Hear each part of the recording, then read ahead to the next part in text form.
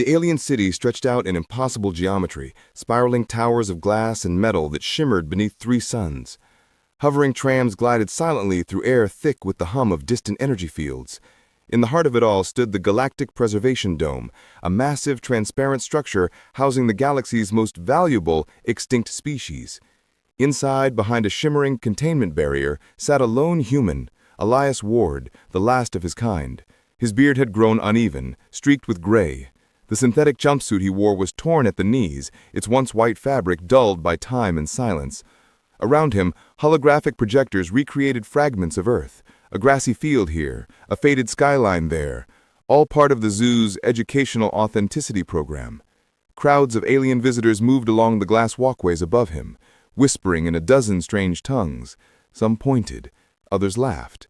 Elias looked up briefly, eyes burning with quiet rage, then went back to carving a small wooden figure with a piece of broken paneling.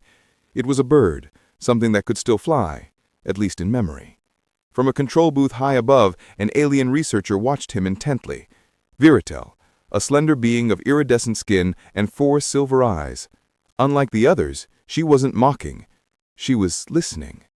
She adjusted her translator device and whispered softly, "Subject 001, human male, age 38. Behavioral activity consistent with ritual creation or mourning." Down below, Elias paused, his head turning just slightly, as if he'd heard something through the glass. For the first time in years, someone was watching him differently.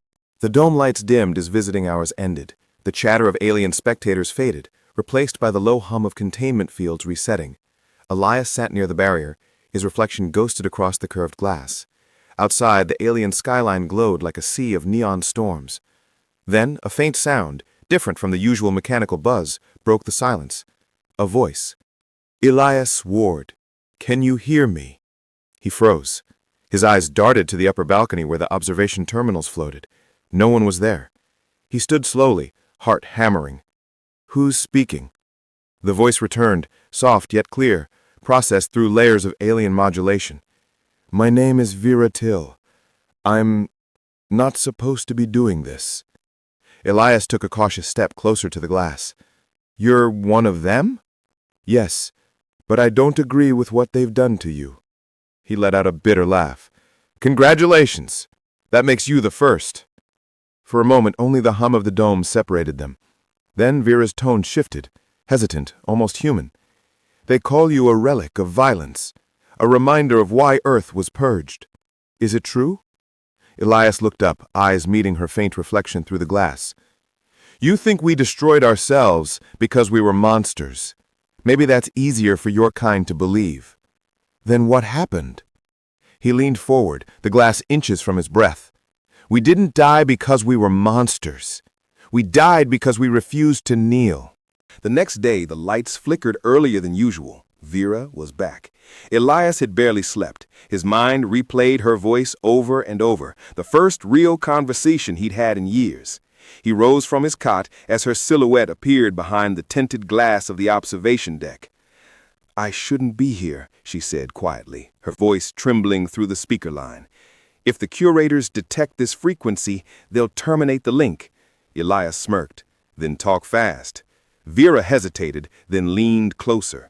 The glow from her console lit her soft blue skin and the silver threads that ran along her temples. "I studied ancient human archives.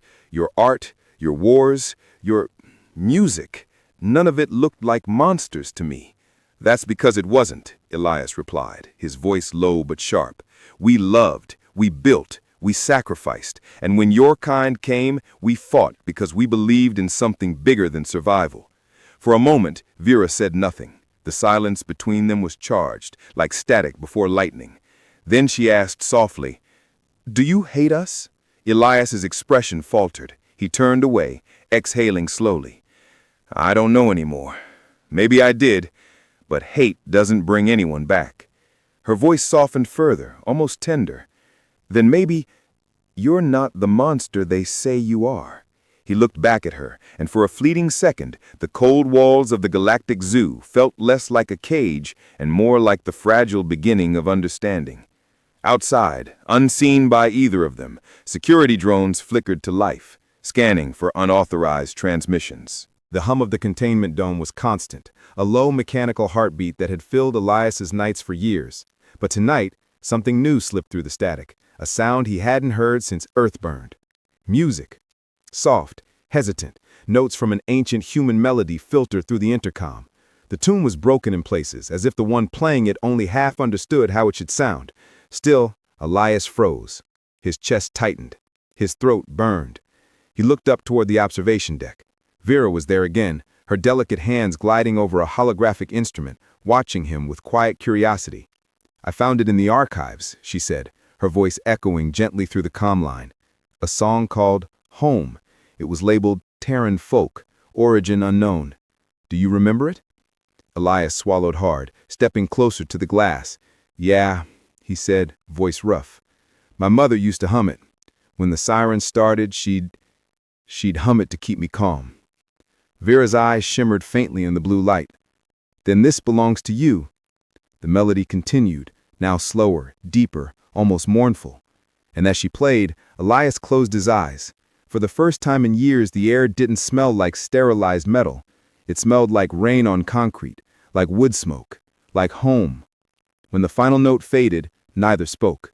But somewhere between the silence and the pulse of the lights, a bond had formed, something neither alien technology nor centuries of propaganda could ever catalog. Then, the system crackled. A cold mechanical voice interrupted the quiet. "Unauthorized transmission detected. Report for inquiry." Vera's hands trembled. Elias opened his eyes just as she cut the comm. The glass went dark again, leaving him alone with the echo of the song and the first feeling of dread that she might not come back. The sterile corridors of the observation facility hummed with tension. Vera walked between ranks of cold, metallic walls, her reflection following her like a ghost. Every step echoed with guilt, every light flickered with judgment. She clutched her datapad tighter as the doors slid open before her, revealing the tribunal chamber. 3 senior observers waited, their eyes unblinking, their bodies wrapped in ceremonial neural cords that pulsed faintly with shared thought. The eldest, a pale being with translucent skin, leaned forward. "Researcher Vera 9, you initiated an unauthorized link with the specimen designated Human-01. Confirm." Her voice almost cracked. "Confirmed, but it was necessary for behavioral assessment. The subject is not a subject," the elder interrupted sharply. "It is a remnant, a relic of aggression. You risked contamination by engaging emotionally." Vera's throat tightened. "Contamination," she repeated, her tone sharper than intended. "He's not a virus. He's alive." A murmur rippled through the connected minds of the tribunal, visible as faint flashes of color across their cords. The elder's expression darkened. "You speak as if it matters. It is because of his kind that our worlds burned. The human is a lesson in extinction, not empathy." Vera's composure faltered for the first time. Images of Elias flashed in her mind, the way he looked when the music played, how his voice cracked when he said, "Home." "I think you're wrong," she said quietly. "He doesn't hate us. He's just surviving." The elder's chords pulsed red. "Survival is the root of defiance. You will be reassigned. Observation terminated. The human will undergo final evaluation for disposal." The word struck her like a physical blow. "Disposal? You're going to kill him?" The elder tilted his head, almost curious. "Not kill. Conclude." Vera's nails dug into her palms, trying to stop her voice from trembling.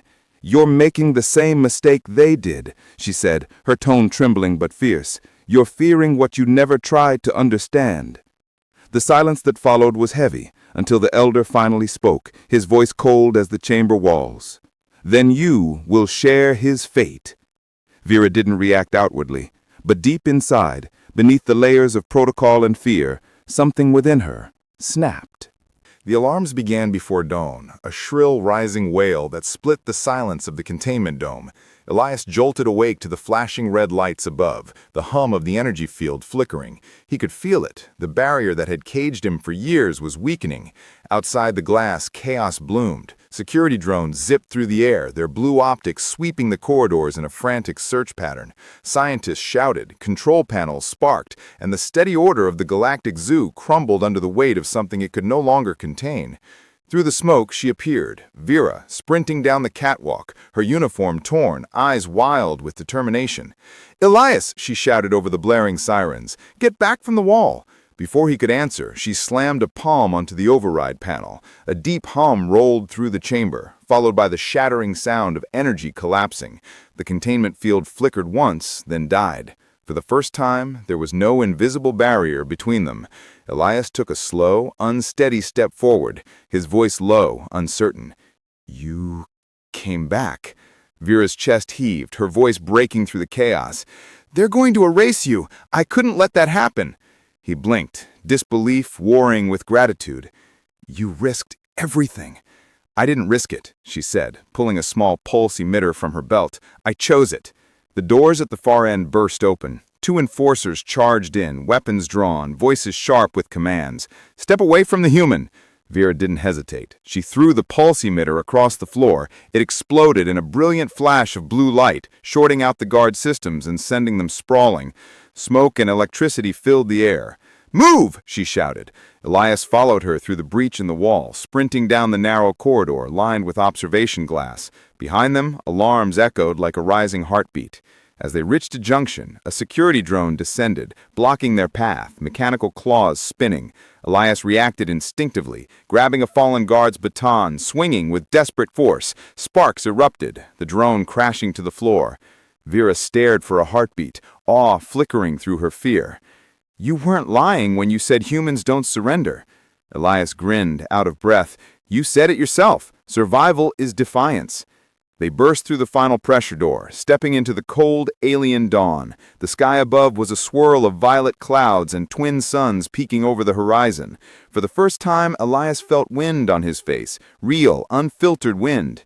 Behind them, the galactic zoo burned. Vera glanced back once, then forward again. "They'll come after us," she said quietly. Elias nodded, eyes fixed on the open wilderness ahead. "Then we make them regret it."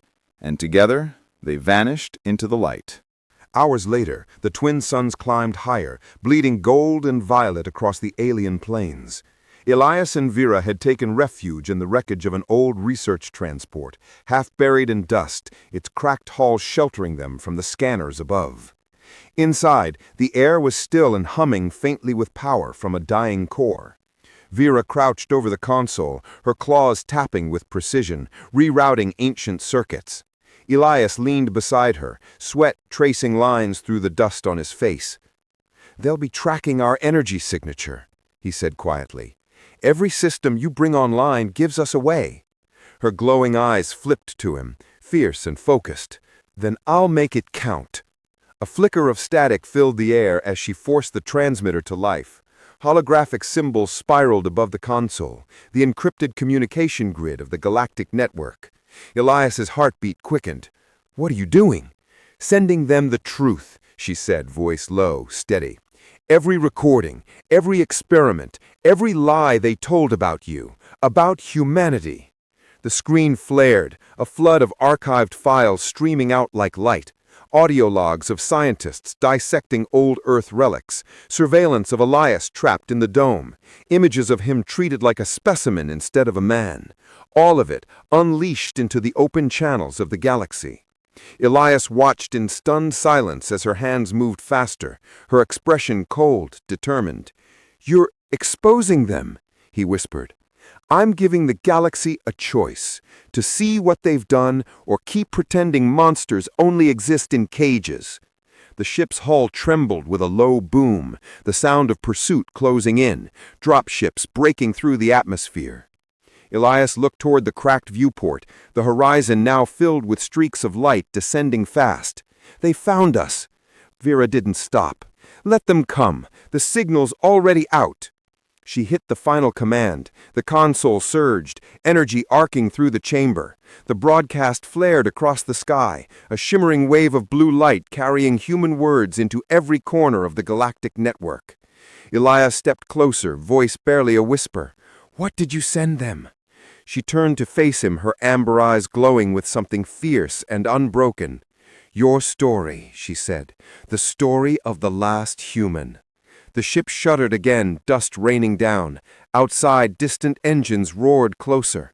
Elias met her gaze, something burning in his chest, not fear, but a spark that felt ancient and unstoppable. Then let them come, because now they know we were never the monsters. Vera's jaw tightened, and for a moment, silence stretched between them, two fugitives against an empire. Then she reached for his hand, her voice barely above a whisper. "They'll come for us both now." Elias smiled faintly. "Good." The screen behind them flickered one last time before dying, the broadcast complete. Above the planes, every transmission tower on the planet began to hum with stolen truth, and across the galaxy, billions of eyes turned toward the message of a single human who refused to die quietly.